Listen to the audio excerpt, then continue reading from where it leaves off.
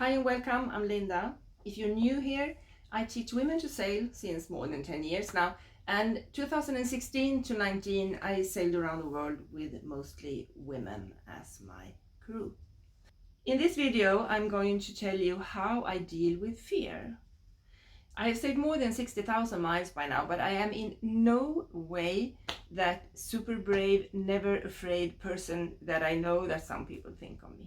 Every time I do something new, something I haven't done before, I worry a lot. And I can be laying in my bed at night, unable to sleep, my head just spinning around, making up one catastrophe worse than the other.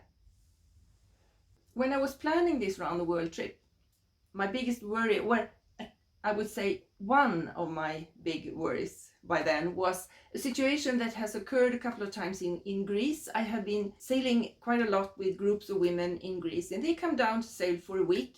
And of course, I want to give them the best every day.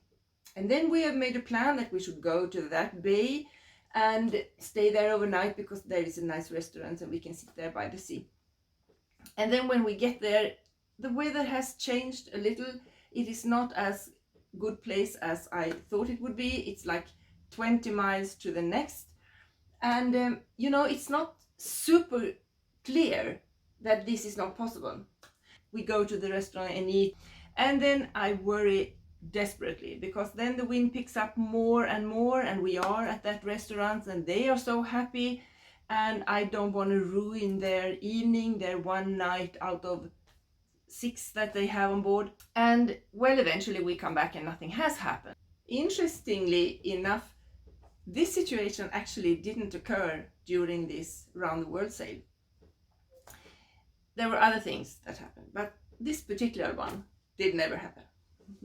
This was a similar situation in Rarotonga, Cook Island, Pacific Ocean. The only harbor is facing north, and the days when we were there, the winds were northerly. You moor with the anchor in the bow and then ropes to the quay. And as you can see, you have to be several meters away from the quay. Here, I didn't dare to leave the boat for long.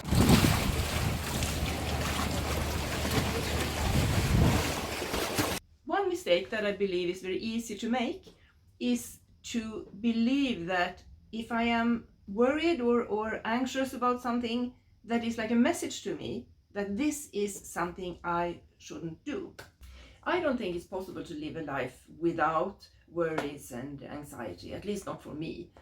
And I don't think there is such thing as a perfect life, because there will always be bad days and unhappy days.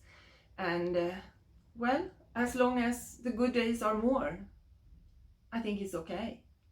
The important question to me is, would it be fun to do this if? And if the answer is yes, it would be fun, then it is time to start to deal with the fear. This is what I do. When I lay there in my bed at night, worried, I ask myself, okay, what is it that I am worried about? And then I try to answer that question as thorough as I can. Okay, I'm afraid that my boat is going to be dragging at night. What can I do to prevent that? I can buy a heavier anchor. I can buy more anchor chain. I can lower the limit of where I tell my crew that no, we cannot go ashore tonight. And then the next day I go and buy new stuff, that list that I have made up at night of spares, things, more ropes, whatever that I think I would need. But there is one more advantage with this strategy. It is that it sort of makes me more mentally prepared.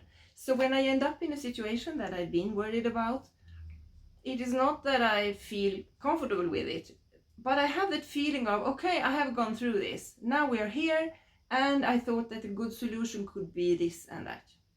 And of course, that makes me feel so much calmer, and I also think that it makes me do better decisions. I hope this might help and inspire you to find a strategy that works for you.